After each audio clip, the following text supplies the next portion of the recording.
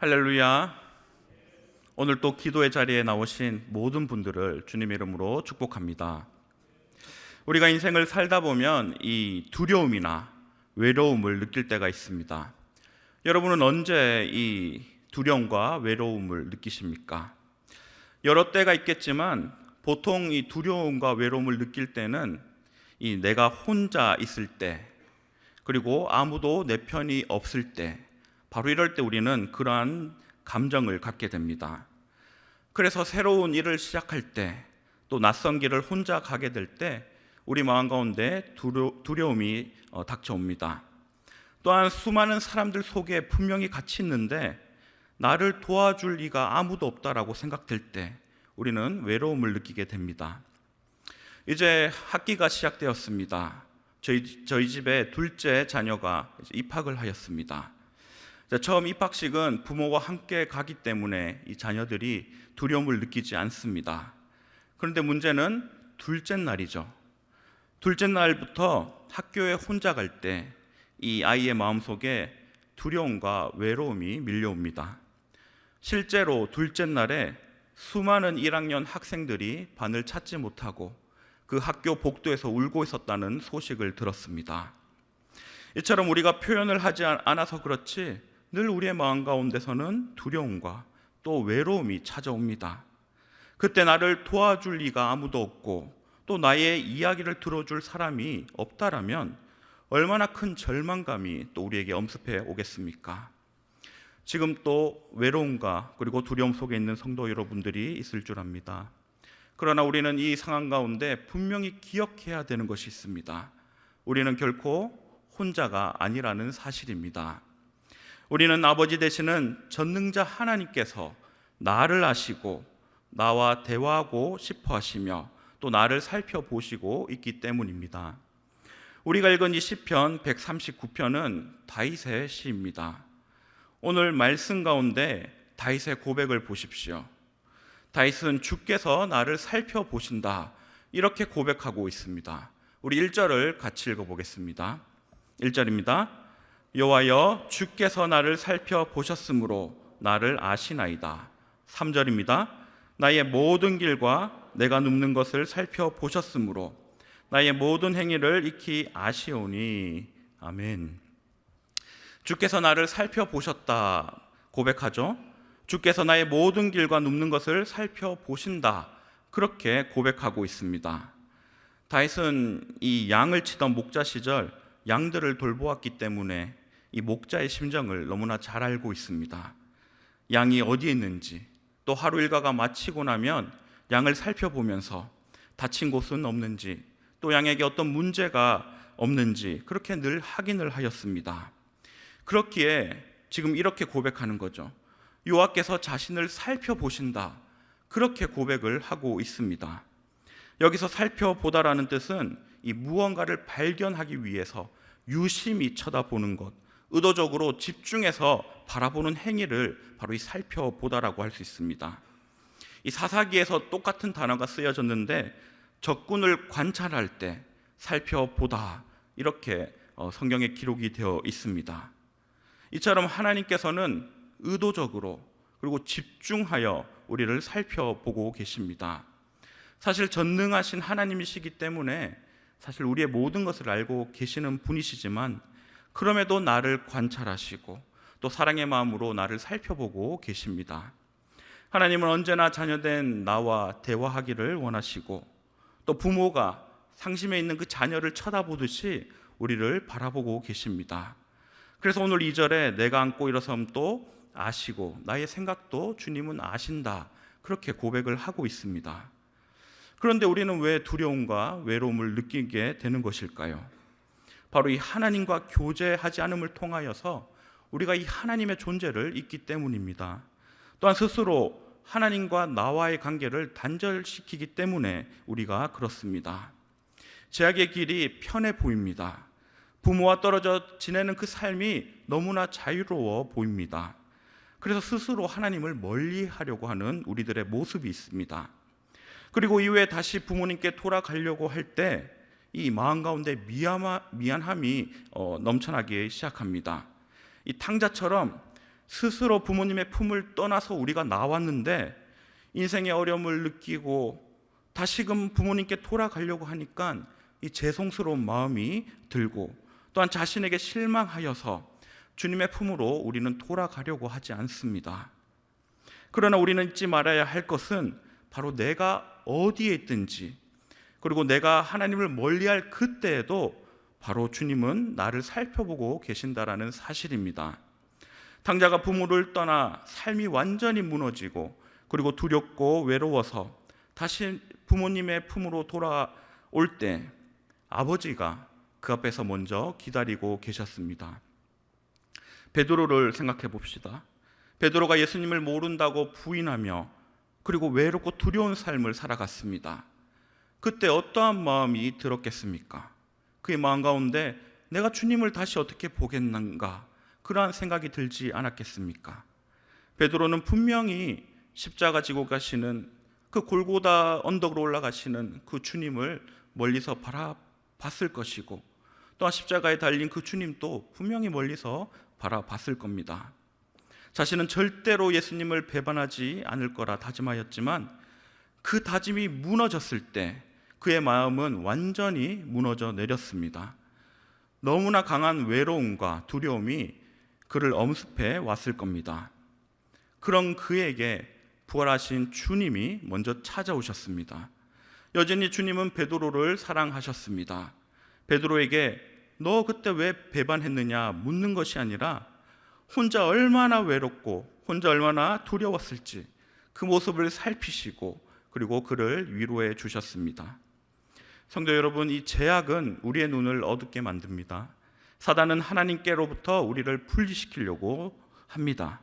그러나 변하지 않는 것, 바로 주께서 나를 살펴보신다라는 사실입니다. 하나님은 한 번도 나를 잊은 적이 없다라는 사실입니다. 지금 이 순간에도 나를 살펴보시고 나를 외롭지 않게 함께 하시며 그리고 강하고 담대한 마음을 우리에게 허락해 주십니다. 혹여나 주님을 떠나 우리의 마음 가운데 죄책감이 있을지라도 우리 주님은 나를 질책하지 않으시고 나를 기다리고 또 기다리시는 분이십니다. 그리고 나와 깊은 관계 맺기를 원하십니다. 사단은 늘 우리에게 혼자라고 말합니다. 아무도 너를 사랑하지 않는다, 그렇게 우리들에게 말을 합니다. 그러나 우리는 이 주님의 약속의 말씀을 기억할 수 있어야 합니다. 그리고 이 말씀을 우리는 선포할 수 있어야 합니다. 주께서 나와 함께 하시고 내 편이 되어 주시기에 나의 인생에 외로움과 두려움은 없다, 우리는 분명하게 선포할 수 있어야 합니다. 이 밤에도 주님은 기도를 통하여 우리와 대화하기를 원하시고 그리고 나를 사랑의 눈으로 바라보고 계십니다. 이 어린아이가 부모의 품에 안겨서 그 평안함을 누리듯이 바로 주님 품 안에서 우리가 그 평안을 누리기를 원하시고 계십니다. 바로 능치 못하실 일이 없는 그 하나님께서 나를 살펴보십니다. 외로움과 두려움을 떨쳐버리고 바로 하나님을 바라보는 저와 여러분 되기를 소망합니다. 나아가 이 다윗의 고백을 보십시오. 다윗은 주께서 나의 앞뒤를 둘러싸고 계신다, 그렇게 고백을 합니다. 우리 5절 같이 읽어보겠습니다. 주께서 나의 앞뒤를 둘러싸시고 내게 안수하셨나이다. 아멘. 나의 앞뒤를 둘러싸고 계시다. 바로 이 말은 나를 보호하시고 나의 길을 앞서서 인도하신다, 그러한 의미입니다. 또한 내게 안수하셨다 얘기하죠. 안수, 우리의 머리에 손을 얹고 안수하는 그 안수입니다. 나의 머리에 하나님께서 손을 얹고 계신다, 그렇게 말을 하고 있습니다. 다윗은 주님께서 자신을 보호하시고 앞길을 인도하시는 분이시며 또한 주님의 손이 늘 자신을 보호하시고 축복하신다, 그렇게 고백을 하고 있습니다. 이 말씀을 묵상하고 있으면 이 시편 23편이 생각납니다. 여호와는 나의 목자시니 내게 부족함이 없으리로다. 다윗이란 고백을 할 수 있었던 것은 늘 앞서가시고 행하시는 그 하나님을 신뢰했기 때문입니다. 때로는 도망자로, 때로는 적진에서 죽음이 자신에게 닥쳐올지라도 그는 하나님의 약속의 말씀을 믿었습니다. 언제나 나보다 앞서서 행하시는 그 주님을 의지하고 신뢰하였습니다. 우리는 처음 가보는 길 앞에서 외로움과 두려움을 느낍니다. 그리고 우리는 내일을 살아보지 않았기 때문에, 그리고 처음 해보는 일이기 때문에 우리는 두려움이 또한 우리 가운데 닥쳐옵니다. 그럴 때 바로 주께서 나를 보호하시고 또 주님의 손이 나를 축복하시며 나의 앞길을 인도하여 주신다는 사실을 우리는 믿음으로 선포할 수 있어야 합니다. 교회를 할 때나 또한 우리의 가정에 많은 문제들도 있습니다. 그러나 하나님께서는 늘 앞서서 우리의 그 일들을 행하시고 있습니다. 그렇기에 우리는 담대히 또한 전진할 수가 있는 것입니다. 지금 내일을 몰라 또한 그 두려움이 우리에게 엄습해 온다면 바로 하나님의 손이 나를 붙잡고 계심을 여러분 입술로 선포하시기 바랍니다. 내가 잘나서가 아니라 그 능력의 하나님의 손이 나를 붙잡고 있습니다. 나는 부족하지만 그 하나님의 능력이 나의 능력이 되어서 내가 그 일들을 행할 수 있습니다. 하나님께서는 나에게 돕는 자를 붙여주시고요, 너무 힘들어서 기도가 나오지 않을 때는 바로 옆에 성도들을 통하여서 나를 위해 중보 기도하게 하십니다. 바로 이것이 하나님의 보호하심 가운데 살아가는 자의 모습입니다. 이러한 주님을 다윗은 이렇게 찬양합니다. 우리 9절과 10절 같이 읽어보겠습니다.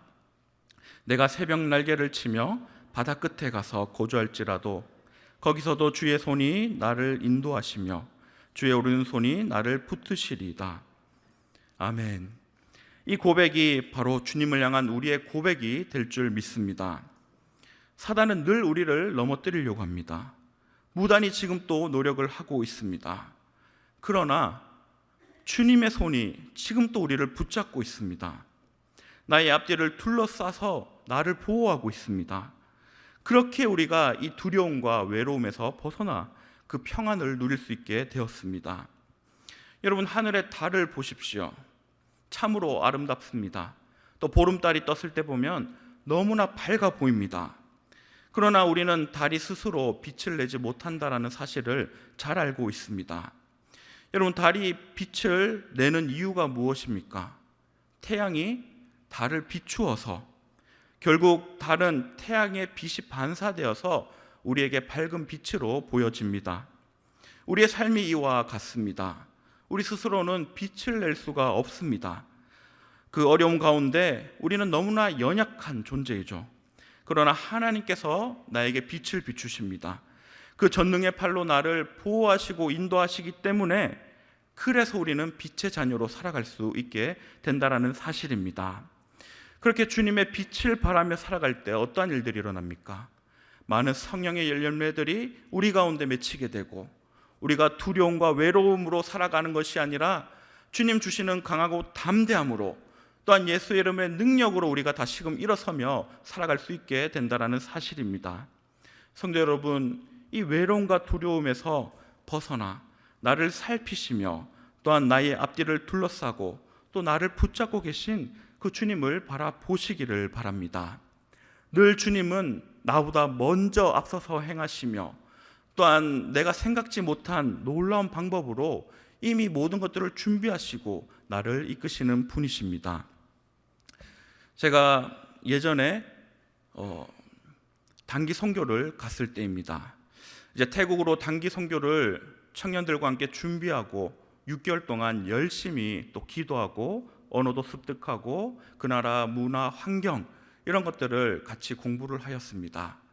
6개월의 그 시간 동안 준비하면서 모든 청년들과 저의 마음 가운데 이 설렘과 기대감이 있었습니다.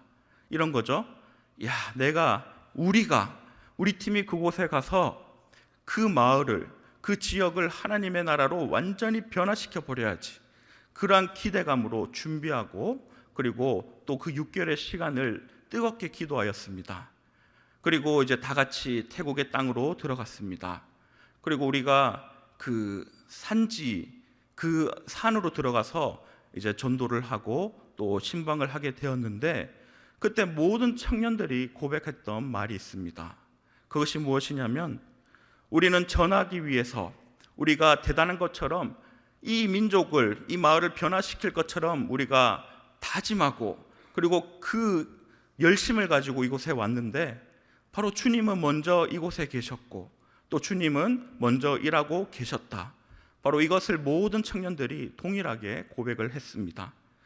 주님은 이미 그 산족 마을에 들어와 계셨고, 그리고 우리가 전할 때마다 그들이 하나님의 말씀을 듣게 해주셨으며, 또한 그들을 위해 기도할 때 그들이 눈물을 흘리며 또한 하나님의 또한 백성으로 거듭나는 그 일들을 행해 주셨습니다. 우리는 우리가 잘나서 또 많은 것을 준비하여 노력하여서 그 일들을 행한다 생각하지만, 늘 주님은 우리보다 앞서서 그 일들을 행하셨고, 또 주님의 그 강한 팔이 우리를 붙잡고 인도해 주셨습니다. 바로 그 모든 자들은 그 하나님을 다시금 발견하게 되며, 내가 아니라 바로 하나님의 능력으로 내가 살아가는구나, 내가 사역하는 것이 아니라 바로 하나님께서 일하시는구나, 그것을 깨닫게 되는 시간들이었습니다. 사랑하는 성도 여러분, 이 밤에 주님의 팔이 우리를 기도의 자리로 인도해 주셨습니다. 그리고 우리 주님은 이미 준비해 두셨습니다. 우리의 외롭고 그리고 우리의 답답한 마음, 상한 심령 가운데 축복해 주시고 위로해 주시기 위해 이미 주님께서는 우리를 만나기 위해 준비하고 계시며, 또한 우리의 앞길을 예비하고 계십니다. 오늘 이 말씀을 기억하시면서 주님께서 나를 살펴보신다라는 이 사실을 또한 믿음으로 고백하시고, 주의 손이 나를 인도하시고 붙잡는다라는 이 약속의 말씀을 또한 마음속에 새기시기를 바랍니다. 이 밤에 간절히 하나님을 찾으시고 또한 간절히 하나님 앞에 기도하시기 바랍니다. 그럴 때 우리는 하나님이 나에게 어떤 분인지를 깨닫게 되고, 또한 하나님이 나를 얼마나 사랑하시는지, 언제나 나와 함께 하시고 나보다 앞서서 모든 일을 예비하시고 해나가시는 능력의 하나님이심을 우리가 고백하게 될 줄 믿습니다. 그래야 하나님의 보호와 또한 인도하심을 쫓아 늘 하나님께서 나를 살펴보시는 그러한 복된 인생 되시는 저와 여러분 되기를 주님의 이름으로 축원합니다.